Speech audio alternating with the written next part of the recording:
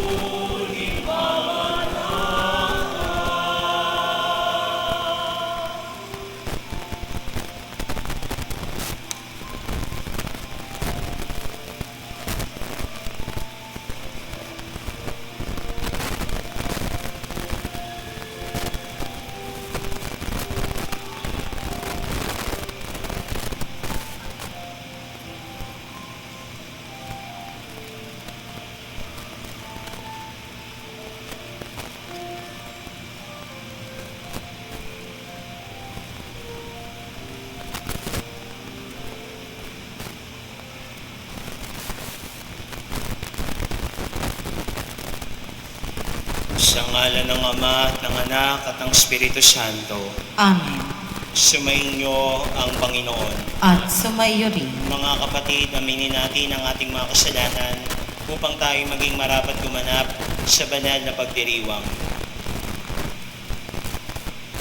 Inaamin ko Sa sa makapangyarihang makapangyarihang Diyos Diyos at sa inyo mga kapatid, na lubha akong nagkasala sa isip, sa salita at sa gawa at sa aking pagkukulang. Kaya isinasamo ko sa mahal na Birheng Maria, sa lahat ng mga anghel at mga banal, at sa inyong mga kapatid, na ako'y panalangin sa Panginoong ating Diyos. Kaawaan tayo ng makapangyarihang Diyos, patawarin tayo sa ating mga kasalanan, patnubayan tayo sa buhay na walang hanggan. Amen. Panginoon, kaawaan mo kami. Panginoon, kaawaan mo kami. Kristo, kaawaan mo kami. Kristo, kaawaan mo kami. Panginoon, kaawaan mo kami. Panginoon, kaawaan mo kami. Manalangin tayo.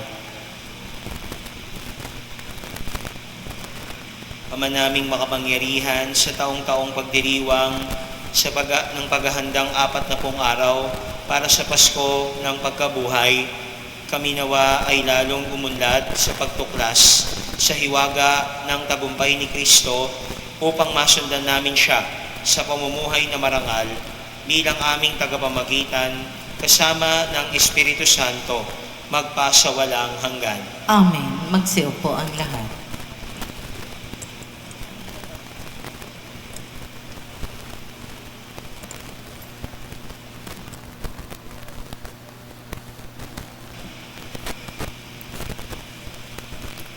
Pagbasa mula sa aklat ng Henesis. Nilikha ng Diyos ang tao mula sa alabok. Hiningahan sa ilong at nagkaroon ng buhay.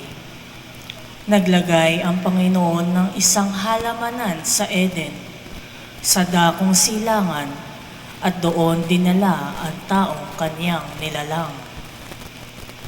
Pinasibol niya roon ang lahat ng uri ng kahoy na nakalulugod sa paningin at masasarap ang bunga. Sa gitna ng halamanan, naroroon ang punong nagbibigay buhay at ang punong nagbibigay ng kaalaman tungkol sa mabuti at masama. Ang ahas ang pinakatukso sa lahat ng hayop na nilikha ng Panginoon. Minsan ay tinanong nito ang babae, "Totoo bang sinabi ng Diyos na huwag kang kakain ng anumang bungang kahoy sa halamanan?" Tumugon ang babae, "Hindi naman. Ipinakakain sa amin ang anumang bunga sa halamanan. Huwag lamang ang bunga ng puno na nasa gitnang niyon. Pag kami raw ay kumain ng bungang nito o humipo man lamang sa punong iyon, mamamatay kami." "Hindi totoo iyan.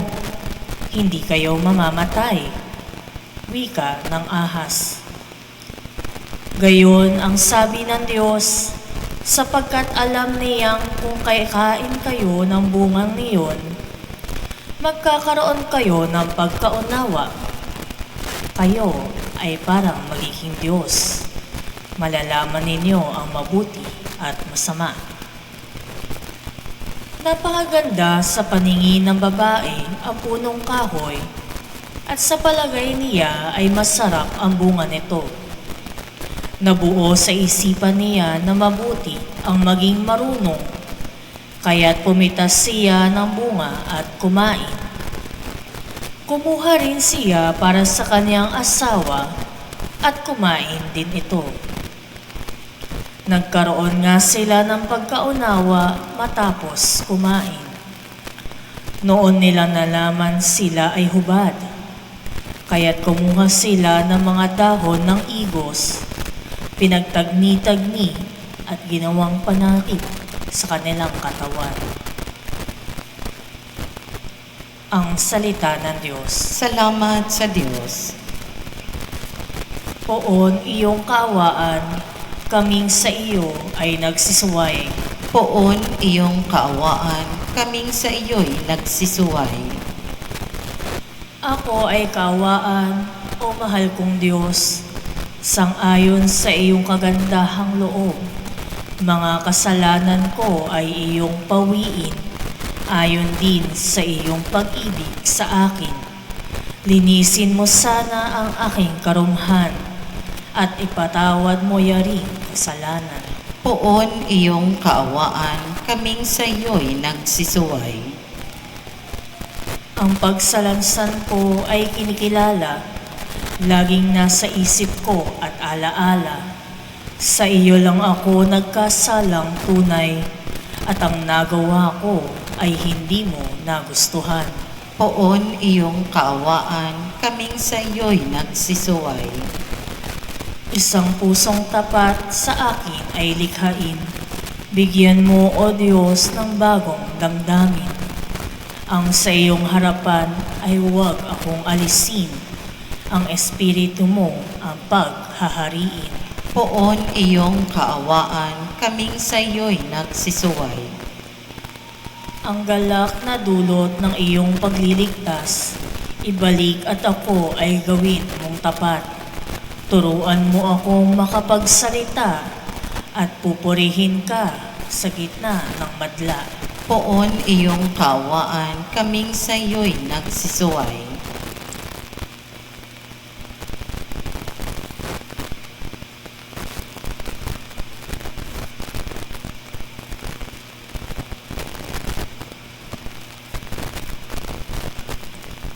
Pagbasa mula sa sulat ni Apostol San Pablo sa mga taga-Roma. Mga kapatid, ang kasalanan ay pumasok sa sanlibutan sa pamamagitan ng isang tao at ang kamatayan sa pamamagitan ng kasalanan niya.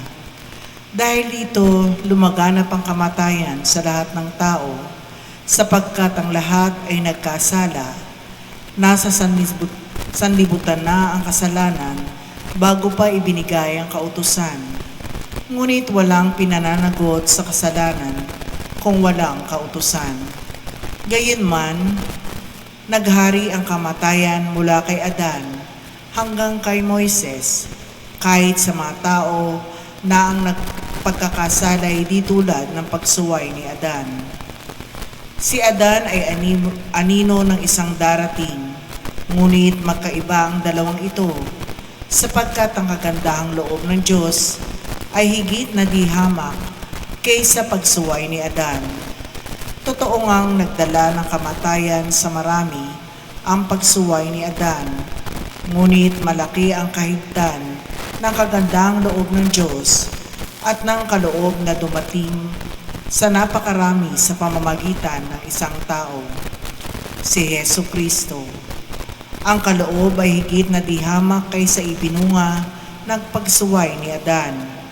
Nagdala ng hatol na kaparusahan ng kanyang pagsuway. Ngunit ang kaloob na dumating sa kabila ng maraming pagsuway ay nagdulot ng kapatawaran.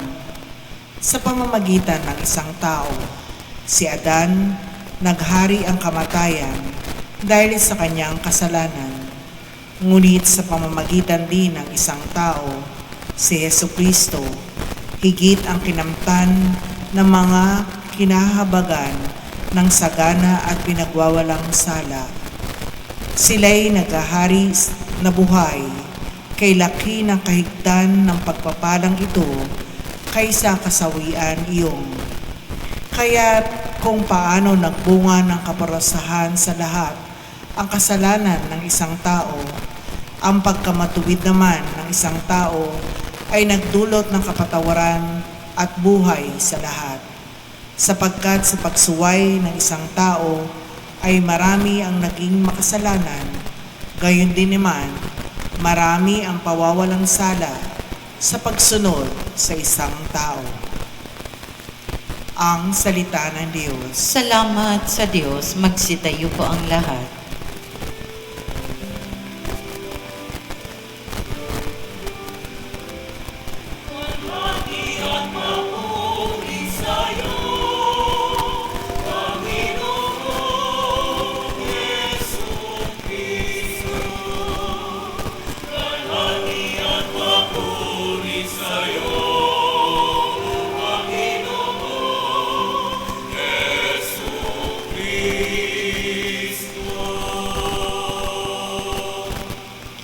Ang tao ay nabubuhay hindi lamang sa tinapay, kundi sa salitang mahal mula sa bibig na banal ng Ama nating may kapal.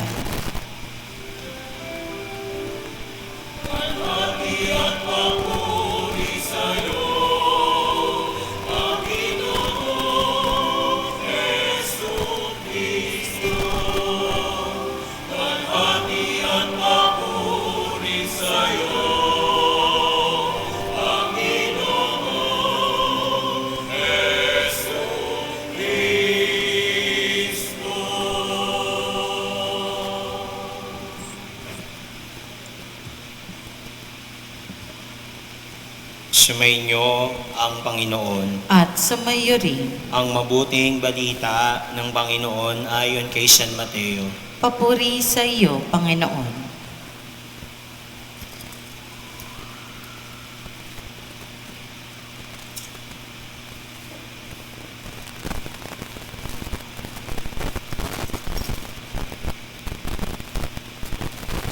Noong panahong iyon, si Jesus ay dinala ng Espiritu sa ilang upang tuksuhin ng dyablo.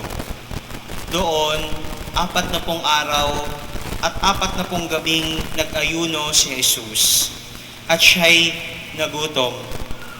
Dumating ang manunukso at sinabi sa kanya, Kung ikaw ang anak ng Diyos, gawin mong tinapay ang mga batong ito. Ngunit sumagot si Jesus, nasusulat, hindi lamang sa tinapay nabubuhay ang tao, kundi sa bawat salitang namumutawi sa bibig ng Diyos. Pagkatapos nito'y dinala siya ng dyablo sa taluktok ng templo sa banal na lungsod. Kung ikaw ang anak ng Diyos, sabi sa kanya, magpatihulog ka, sapagkat nasusulat, ipagbibilin niya sa kanyang mga anghel na ingatan ka, aalalayan ka nila, upang hindi ka matisod sa bato. Sumagot si Jesus, nasusulat din naman, huwag mong subukin ang Panginoon mong Diyos. Pagkatapos, dinala din siya ng dyablo sa isang napakataas na bundok. Mula rooy ipinatanaw sa kanya ang lahat ng kaharian ng sanlibutan at ang kayamanan ng mga ito. At sinabi ng dyablo, ibibigay ko sa iyo ang lahat ng ito kung magpapatira pa ka at sasamba sa akin.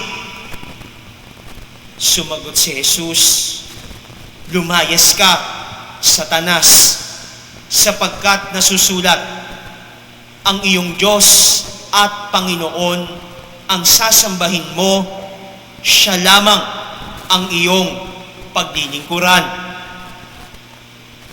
At iniwan siya ng dyablo.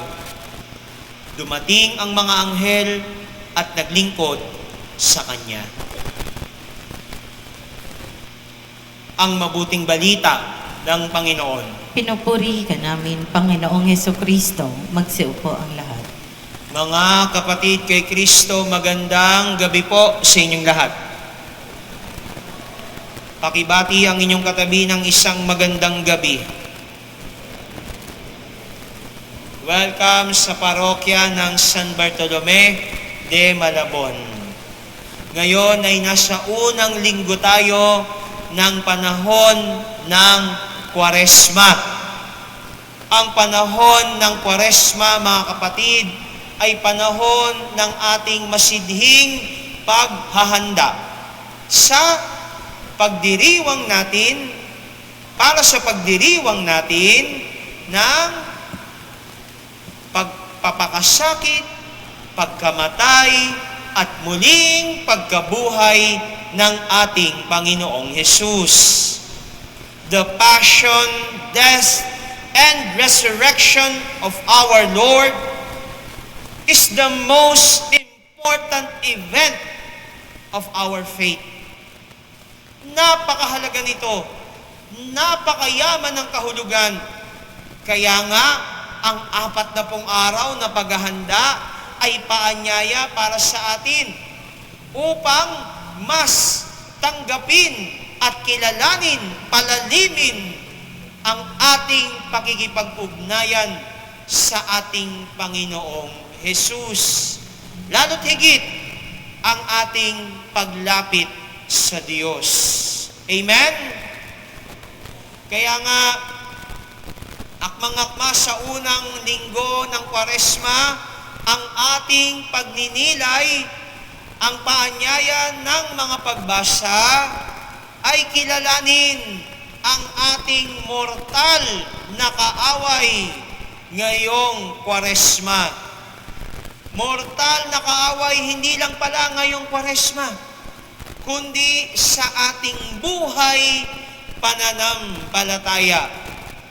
Walang iba, mga kapatid, kung hindi ang Diablo. Okay? Tingnan mo yung katabi mo. Yan. Kaibigan mo ba yan o kaaway? Okay? Kayo na ang musga. Sana ho magkakaibigan kayo. Ha? Okay? So, at ang kaaway lang sana natin ay ang Diablo. Amen? Okay? Bakit kaaway natin ang dyablo? Dahil ang pangunahing misyon, trabaho, goal ng dyablo ay ang ilayo tayo sa Diyos. Ang misyon ng dyablo ay kalimutan natin ang Diyos. We turn our backs to God, and the devil would smile. No? Bawa, yung mga, ito sample lang ha, yung mga sinusuot yung anting-anting sa mga bata, mga bracelet na yan, pula, saan ba galing yan? Saan ho galing yan? No? Sabi ho ng lola ko ano yung gagawin yan? Pampalayas ng ng mga masasamang espiritu. No? Alam nyo ba, yung mga bagay, ang tanong, saan nagmula yung mga yan? Where is the origin of those things? Pasa. And even yung mga pamahiin. No? To the point na mas naging obsessed tayo sa mga ganitong bagay. Nakalimutan na natin ang ating pananampalataya. We did not put our faith in God to protect us. Kaya nga imbis na yung mga bracelet na yan, no? Ang pasuot nyo yung rosary bracelet. We have those kind of things in the church. Benedictine medal. Sigurado ka alam mo na ito'y galing sa simbahan. Rosary bracelet. Benedictine medal. Even exercise salts. No? Exercise water. O yan, mas alam mo kung saan galing. Pero beyond that, no? The devil could also use, no? Even the things that we are not guilty with. Pwedeng gamitin ng demonyo na tuksohin tayo o ilayo tayo sa Diyos sa pamamagitan ng mga bagay gawain na hindi tayo kumbaga hindi tayo makakaramdam ng galit or konsensya. We would not feel guilty when we do such things. Halimbawa, alam naman natin, ang linggo, pag tuwing linggo, tayo ay dapat magsimba. Ngayon, late ka nang nagising. No? Actually, wala ka namang gagawin ngayong linggo, ngayong araw. Okay? Pero balak mong magsimba. Pero dahil kinain ka ng katamaran, no?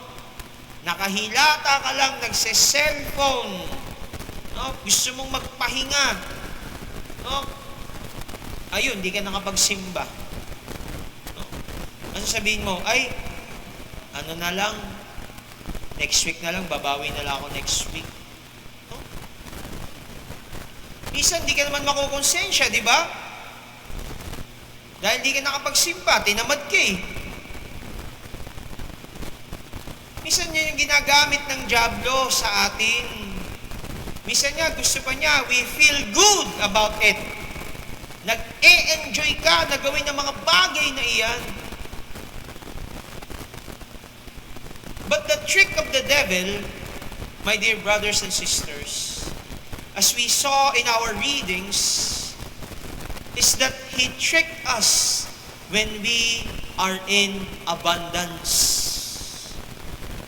Kapag tayo ay mayaman, kapag tayo nasa kasaganahan, kapag tayo komportable ang buhay, Kapag tayo nakaranas ng magandang buhay sa lupa, diyan nagsisimulang kumilos ang dyablo. Tingnan niyo yung ating unang pagbasa. Ang kwento ni na Adan at Eva at ang ahas. Ang Diyos binigay kina Adan at Eva ang lahat ng kanilang kinakailangan. Kumbaga, sinasabi ng Diyos kina Adan at Eva nung sila'y nasa Garden of Eden, Adan, Eva, mabubuhay na lang kayo. Wala na kayong kailangang isipin. Lahat nandito na. Matutulugan, makakainan, makakasama, lahat. Wala ka nang iisipin pa. Mabuhay na lang kayo. No? Parang ganun sinasabi ni Jesus. No?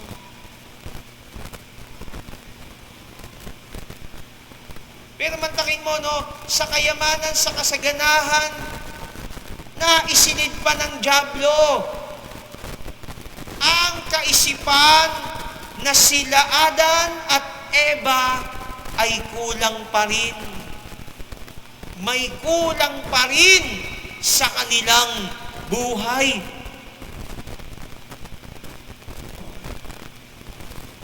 Kaya nga tuloy, napaisip sila. No? Oo nga, bakit kaya ganito? Bakit ganyan? Dapat sa atin lahat yan, di ba? Kaya nagkasala ang unang tao. Dahil sila ay nagpagamit o nalinlang ng diablo.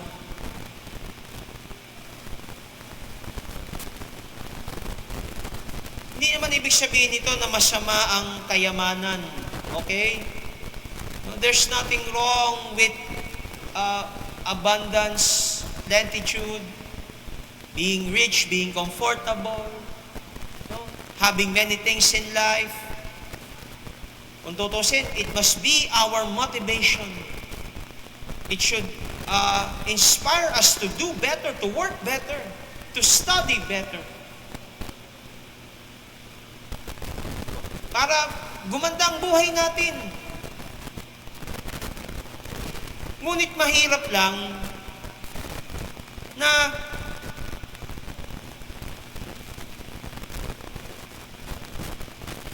napapasama ang isang tao sa ganitong kalagayan, lalo na kung ang mga bagay na ito ay hindi nila alam gamitin. Imbis na gamitin nila ang mga bagay na ito, ang kayamanan na mayroon sila ang ginagamit ng mga bagay na ito. Kaya nga may mga tao, nasa kanila na lang lahat ng kailangan nila sa buhay. Pero dahil nakikita nilang yaman ng iba, gusto rin nilang makuha. Diba? Ganyan yung ibang mga pamilyang sobrang yaman. Mga pamilyang nabibilang sa politika. Nangungurakot, kinukuha ang kaban ng bayan. Bakit? Sa ngalan ng pamilya. Sa ngalan ng seguridad. Sa ngalan ng kanilang kaginhawaan. Ultimo yung pangangailangan ng iba. Pinagkakait, ninanakaw, kinukurap. Kahit nga mga bisyo ngayon, mahal nating obispo, pinalalahanan tayo sa masamang dulot ng online gambling. Nawala nga yung mga pogo-pogo na yan, di ba? Nagkalat naman ang online gambling. Ba't ka pa pupunta ng pagkor, di ba? Ba't ka pa pupunta ng mga sugalan na yan? No? Sa cellphone mo lang, pwede ka nang di ba? Magpipipindot dyan eh. Sumakay ako ng jeep. Nakita ko si kuya multitasking. Bakit?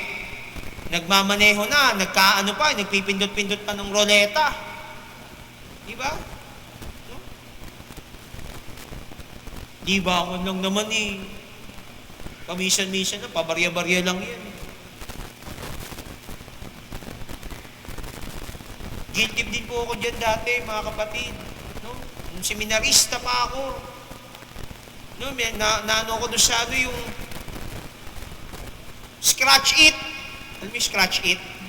No? Bibili ko niyan, no? Pag-uwi ako seminaryo. Madadaan ako may barya ako, sabi ko, sinubukan ko, nanalo ako. Tapos humaling na ako niyan.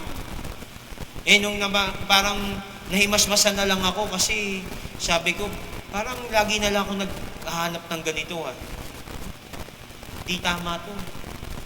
Buti na lang natigilan ko.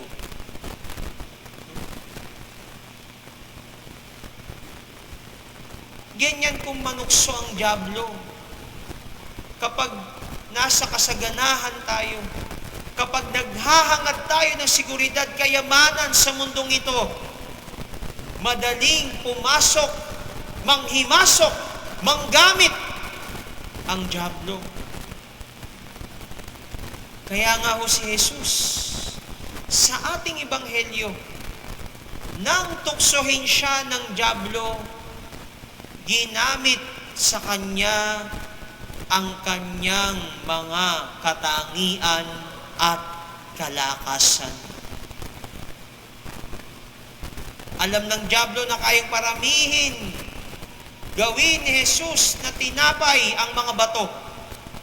Alam ng dyablo na may mga anghel na magliligtas kay Jesus dahil siya'y anak ng Diyos.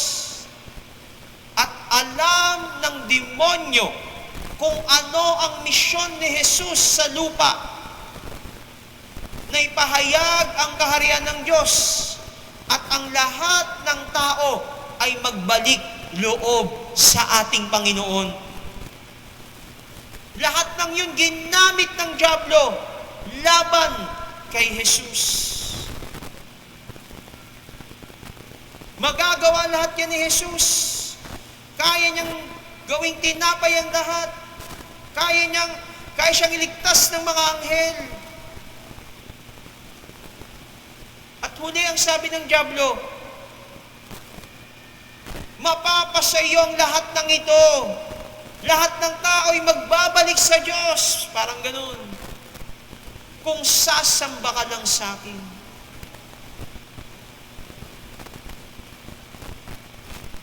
Pero nung naging panlaban ni Jesus sa harap ng dyablo, anong pinaghandaan niya?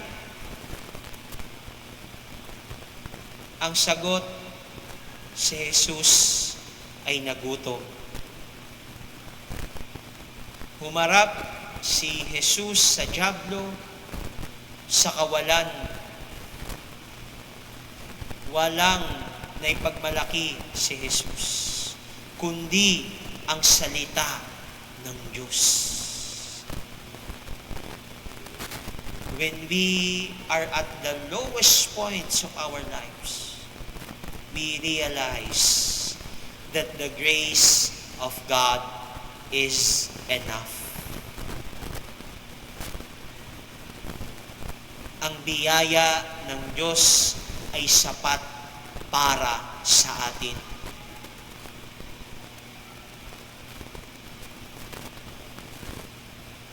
Kaya nga,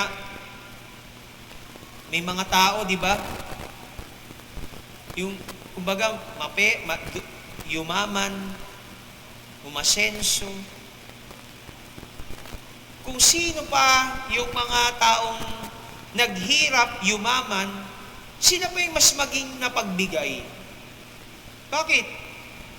Dahil alam nila ang karanasan na mawalan. Alam nila ang karanasan na maghirap, magdusa. At ngayon na may kakayahan na sila, nais nilang makatulong. Nais nilang ibsan ang paghihirap ng ibang tao. Dahil alam nilang mahirap ang maghirap sa buhay. Kaya nga ho ang kasanayan ng Kwaresma ay hindi lamang pananalangin. Inaanyayahan din tayo ngayong Kwaresma na mag-ayuno. Bawasan ang ating mga hilig kagustuhan. Maglimos, magkawang gawa. Tulungan ang mga kapatid nating nangangailangan. Paalala para sa atin na mawalan man tayo sa mundong ito, maghirap magdusa man tayo, sapat ang biyaya ng Diyos para sa atin. Kaya ngayong Kwaresma, mga kapatid, ngayong naghahanda tayo sa dakilang buhay, pagkamatay, at muling pagkabuhay ng ating Panginoon, ihanda natin ang ating mga sarili. Sanayin ang ating mga sarili na mabuhay sa kawalan, upang nang sa gayon, maalala natin na ang buhay natin ay na ang Diyos ang magiging lahat-lahat para sa ating buhay.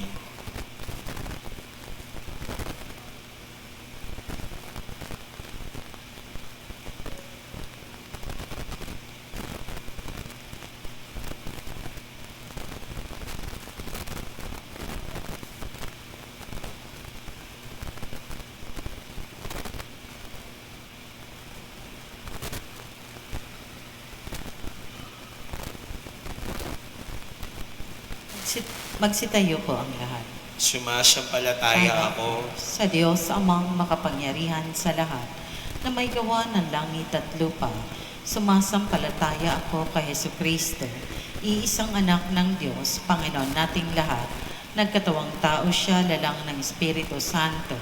Ipinanganak ni Santa Mariang Birhen, pinagpakasakit ni Poncio Pilato. Ipinako sa krus, namatay, inilibing.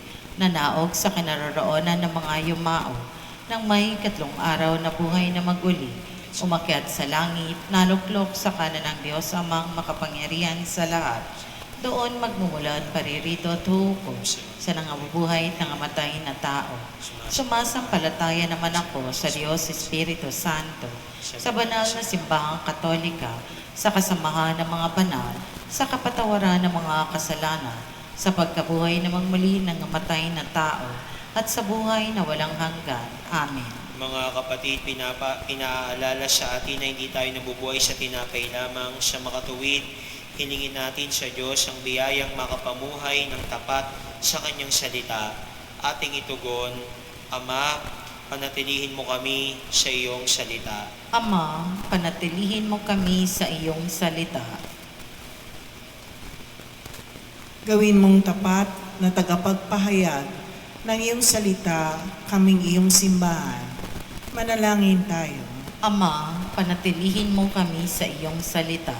Tulungan mo ang lahat ng nasa pamahalaan na maging tapat sa iyong salita sa kanilang paglilingkod sa aming bayan. Manalangin tayo. Ama, panatilihin mo kami sa iyong salita. Pukawin mo ang aming mga puso na magsisisi. Tulungan kaming humingi ng tawad sa aming mga nasaktan at magpatawad din sa mga nakasakit sa amin. Manalangin tayo. Ama, panatilihin mo kami sa iyong salita. Itinataas din namin sa iyo ang lahat ng social workers at sinang lahat na nagtataguyod ng dignidad at karapatang pantao. Manalangin tayo. Ama, panatilihin mo kami sa iyong salita. Kupkupin mo ang mga yumao naming mahal sa buhay sa iyong walang hanggang pag-ibig. Aliwin mo kaming nagdadalamhati sa kanilang paglisan. Manalangin tayo. Ama, panatilihin mo kami sa iyong salita. Itinataas din namin ang mga kapatid naming nangangailangan ng panalangin, ang mga hinaing ng ating pamayanan at ang ating mga pansariling kahilingan.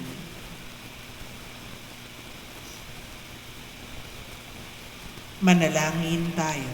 Ama, panatilihin mo kami sa iyong salita. Manaming mapagmahal, panatilihin mo kami sa iyong salita upang tulad niya kami rin maging tinapay ng buhay sa aming sama-samang paglalakbay pabalik sa iyo. Hiniling namin ito sa pamamagitan ni Jesucristong anak mo at aming Panginoon. Amen. Manatili pong nakatayo para sa pag-aalay.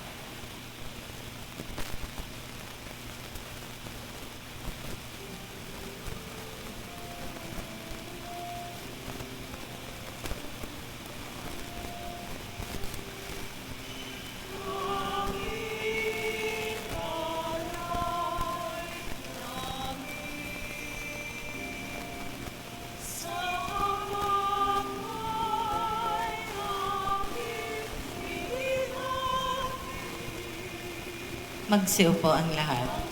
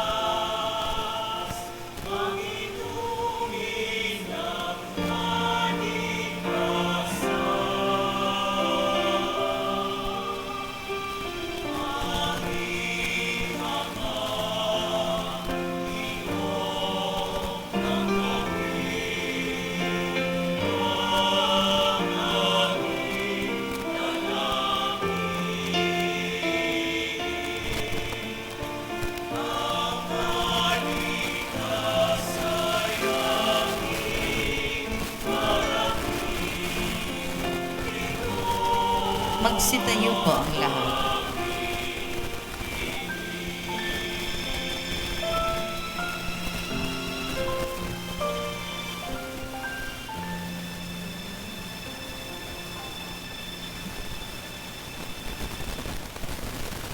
Nalangin kayo mga kapatid upang bagahain natin ay kalugdan ng Diyos sa mga makapangyarihan. Tanggapin nawa ng Panginoon itong paghahain sa iyong mga kamay, sa kapurihan niya at karangalan sa ating kapakinabangan at sa buong sambayanan niyang banal. Ama naming lumikha, gawin mong kami maging marapat maghain sa pagdiriwang namin ngayon ng pagsisimula ng banal na panahon ng 40 araw na paghahanda para sa Pasko ng pagkabuhay sa pamamagitan ni Jesucristo kasama ng Espiritu Santo magpasawalang hanggan. Amen. Sumainyo ang Panginoon. At sumaiyo rin. Itaas sa Diyos ang inyong puso at diwa. Itinaas na namin sa Panginoon. Pasalamatan natin ang Panginoong ating Diyos. Marapat na siya'y pasalamatan. Manaming makapangyarihan, tuning ang marapat na ikaw ay aming pasalamatan sa pamamagitan ni Jesucristo na aming Panginoon. Ang kanyang 40 araw na pagtitiis ng kagutuman ay nagbibigay kahulugan sa panahong ito ng pagpapakasakit para sa kapwa-tao. Ang pagtalikod niya sa tuksong maging makasarili ay nagtuturo sa aming harapin ang pagpapakabuti upang kaysa niya'y maging malaya kami sa pagdulog sa hapag ng huling hapunan na siyang hantungan ng lahat sa kalangitan. Kaya kaisa ng mga anghel na nagsisiawit ng papuri sa iyo nang walang humpay sa kalangitan, kami nagbubunyi sa iyong kadakilaan.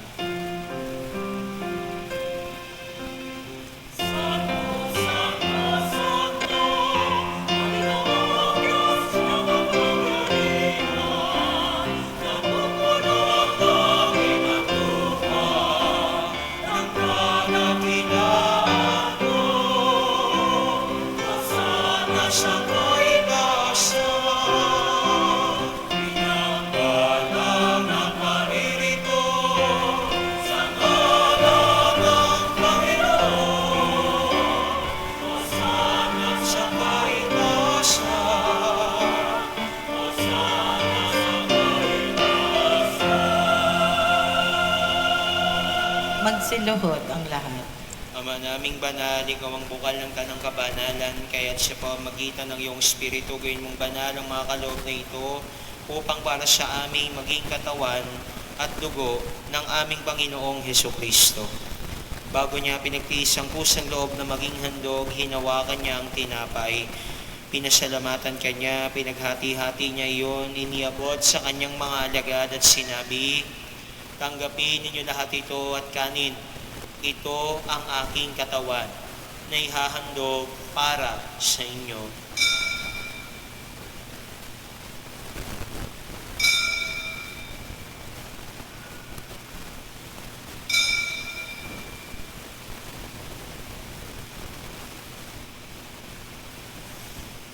Gayun din naman noong matapos ang hapunan, hinawakan niya ang kalis. Muli kanyang pinasalamatan. Niabot niya ang kalis sa kanyang mga alagad at sinabi, tanggapin ninyo lahat ito at inumin. Ito ang kalis ng aking dugo, ng bago at walang hanggang tipan. Ang aking dugo na ibubuhos para sa inyo at para sa lahat, sa kapagpapatawad ng mga kasalanan. Gawin ninyo ito sa pag-alala sa akin.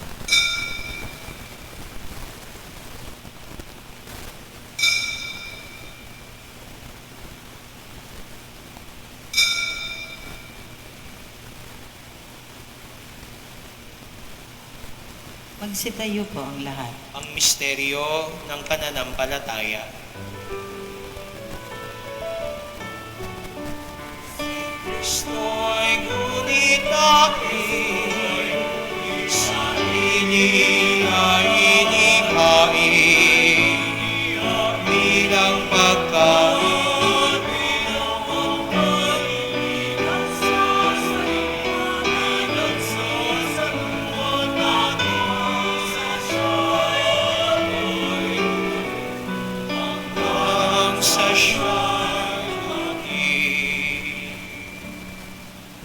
Ginagawa namin ngayon ang pag-alala sa pagkamatay at muling pagkabuhay ng iyong anak. Kaya't iniaalay namin sa iyo ang tinapay na nagbibigay buhay at ang kalis na nagkakaloob ng kaligtasan. Kami nagpapasalamat dahil kami yung minarapat na tumayo sa harap mo para maglingkod sa iyo. Sinasamo namin kaming magsasalo-salo sa katawan at dugo ni Kristo ay mabuklod sa pagkakaisa sa pamamagitan ng Espiritu Santo. Ama, lingapin mo ang iyong simbahang laganap sa buong daigdig. Puspusin mo kami sa pag-ibig. Kaisa ni Leon na aming Papa at ni Pablo Virgilio na aming Obispo at ng Tanang Kaparian. Alalahanin mo rin ang mga kapatid naming nahimlay nang may pag-asang sila'y muling mabubuhay, gayon din ang lahat ng mga pumanaw. Kaawaan mo sila at patuloyin sa iyong kaliwanagan. Kaawaan mo at paging tapatin kaming lahat na makasalo sa iyong buhay na walang wakas. Kaisa ng mahal na Birheng Maria na ina ng Diyos, ni San Jose na kanyang kabiyak ng puso, kaisa ng mga apostol, San Pedro, San Bartolome na aming patron, at ng lahat ng mga banal na namuhay dito sa daigdig ng kalugod-lugod sa iyo, may pagdiwang nawa namin ang pagpupuri sa kararangal mo sa pamamagitan ng iyong anak na aming Panginoong Heso Kristo. Sa pamamagitan ni Kristo, kasama niya at sa Kanya, ang lahat ng para parangal at papuri ay sa iyo, Diyos Amang makapangyarihan, kasama ng Espiritu Santo, magpasawalang hanggan.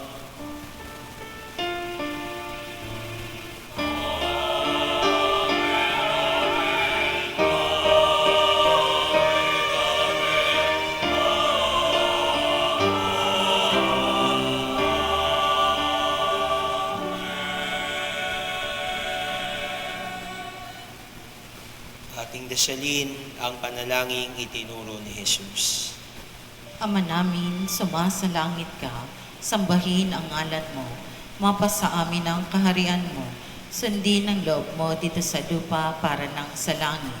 Bigyan mo kami ngayon ng aming kakanin sa araw-araw at patawarin mo kami sa aming mga sala para nang pagpapatawad namin sa nagkakasala sa amin at huwag mo kaming ipahintulot sa tukso at tigyan mo kami sa lahat na masama. Niling namin kami adya sa lahat ng masama, pagkalooban ng kapayapaan araw-araw, iligtas sa kasalanan at ilayo sa lahat ng kapahamakan, samantalang aming pinananabikan ang dakilang araw ng pagpapahayag ng tagapagligtas naming si Yesu Kristo. Sapagkat iyo ang kaharian at ang kapangyarihan at ang kapurihan magpakailanman. Amen. Panginoong Jesucristo, sinabi mo sa iyong mga apostol, kapayapaan ang iniiwan ko sa inyo. Ang aking kapayapaan ang ibinibigay ko sa inyo. Tunghayan mo ang aming pananampalataya at huwag ang aming mga pagkakasala. Pagkalooban mo kami ng kapayapaan at pagkakaisa ayon sa iyong kalooban. Kasama ng Espiritu Santo, magpasawalang hanggan. Amen. Ang kapayapaan ng Panginoon ay laging sumainyo. At sumaiyo rin. Magbigayan kayo ng kapayapaan sa isa't isa.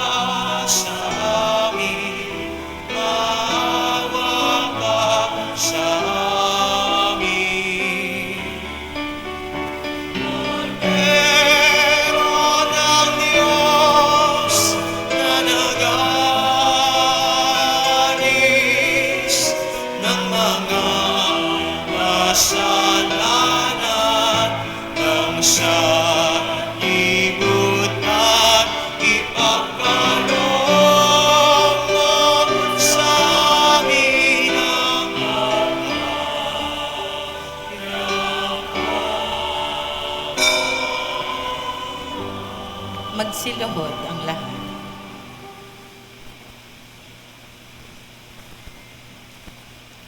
Ito ang kordero ng Diyos, kung nag-aalis sa mga kasalanan na sanlibutan, mapapalad ang mga inanyayahan sa kanyang piging. Panginoon, hindi ako karapat-dapat na magpatuloy sa iyo, ngunit sa isang salita mo lamang ay gagaling na ako.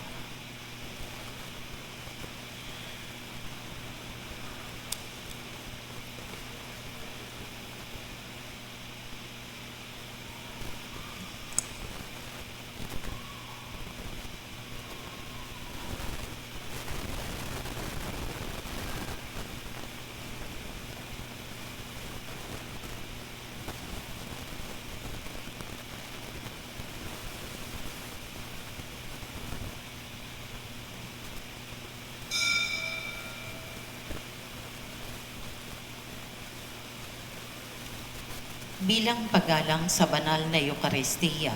Kapag ito ay ating tatanggapin sa kamay, mangyari lamang na isubo agad natin ito upang maiwasan na ito ay mahulog.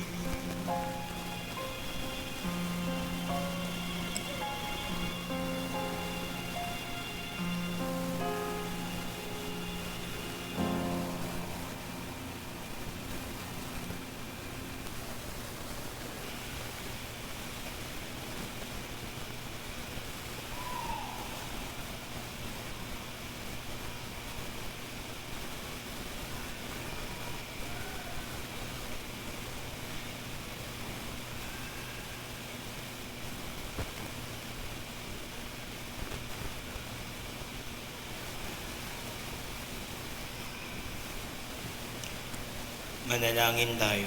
Magsitayo po ang lahat. Ama naming mapagmahal, kaming pinapakinabang mo sa pagkaing iyong bigay ay tumanggap ng pampalakas ng pananampalataya, pampatibay ng pag-asa at pampaalab ng pag-ibig. Matutuhan nawa naming damahin ang gutom at pananabik sa tunay na pagkaing nagbibigay buhay upang kami mapakapamuhay sa bawat salita na namumutawi sa iyong bibig. Sa pamamagitan ni Hesukristo, kasama ng Espiritu Santo, magpasawalang hanggan. Amen. Magsiupo ang lahat para sa ilang palaala. Tayo po ay magkakaroon ng second collection at ito ay para sa St. Peter the Apostle at RNF Audio Sound System. Ulat para sa pagsasaayos ng ating sound system, ang kabuoang nalikom po natin mula sa second collection at pledges ay 2,416,728 pesos. Tayo po ay nag-umpisa na ng pagbabayad at nawa ay patuloy po nating ipagdasal ang katuparan ng gawaing ito, alay natin sa ating patron San Bartolome. Upang mapalawig at mapatibay ang ating pamiminto sa ating patron, San Bartolome, inaanyayahan po ang lahat sa pagnonobena tuwing Martes 5 p.m. at 5:30 p.m. banal na misa na susundan ng panalangin para sa mga may sakit at pagpapahid ng langis. Kwentong San Bartolome, ikaw ba ay may patotoo o pangyayari sa iyong buhay na tinulungan at ginabayan ka ng mga panalangin ng ating patron si San Bartolome? Kung meron po kayong kwentong himala, maaari po kayong sumulat at ipaabot ito sa ating parish office. Malugod po namin kayong inaanyayahan sa gaganaping Parish Easter Pilgrimage sa darating na April 9, 2026. Ito ay gaganapin sa Diocese of San Pablo, Laguna. Para sa may katanungan, magtungo lamang sa booth sa labas ng ating simbahan. Notice of Ordination. Nais po naming ipabatid sa lahat na si Seminarian John Kenneth Abante de Pasukat, anak ni na Ginoong David de Pasukat at Ginang Luz Abante, na ipinanganak noong January 21, 1998, at bininyagan noong March 15, 1999 ni Reverend Monsignor Antonio S.J. Mortillerio sa Our Lady of Perpetual Help Parish Project 8, Quezon City, ay oordinahan sa banal na orden ng diakono sa darating na March 19, 2026 sa ganap na ika-6 ng gabi sa St. Gabriel the Archangel Parish, Caloocan City. Ipagbigay alam lamang sa opisina ng ating parokya ang anumang hadlang o pagtutol upang ang kanyang ordinasyon ay hindi matuloy. Para sa iba pang mga detalye, magsadya lamang sa opisina ng parokya o bisitahin ang ating Facebook page, Apostol San Bartolome de Malabon. Maraming salamat po. Maraming salamat po sa lahat ng dumalo, naglingkod at nagsiganap sa ating banal na misa, sa mga naghandog po ng kanilang mga biyaya para sa ating mga gawain, pagawain, lalong-lalo na sa mga patuloy na tumatangkilik at sumusuporta ng ating sambayanihan program ng pagsasaayos po ng ating sound system at ng mga proyekto, programa, advokasya ng ating parokya, simbahan at diocese. Maraming salamat po. Naway maging mabunga, maayos, matiwasay at ligtas ang inyong darating na linggo at mag-ingat po kayo sa inyong pag-uwi. Magsitayo po ang lahat Sumainyo ang Panginoon. at sumayo rin. Magsiyuko kayo at tanggapin ang pagpapala ng Diyos. Ama naming mapagpala, ipagtanggol mo lagi sa lahat ng masama ang iyong sambayanan upang malayang makapaglingkod sa iyo at mamalaging nasa pagkukup mo sa pamamagitan ni Hesukristo kasama ng Espiritu Santo magpa sa walang hanggan. Amen. At pagpalain kayo ng makapangyarihang Diyos, Ama, Anak, at Espiritu Santo. Amen. Humayo kayong mapayapa. Salamat sa Diyos.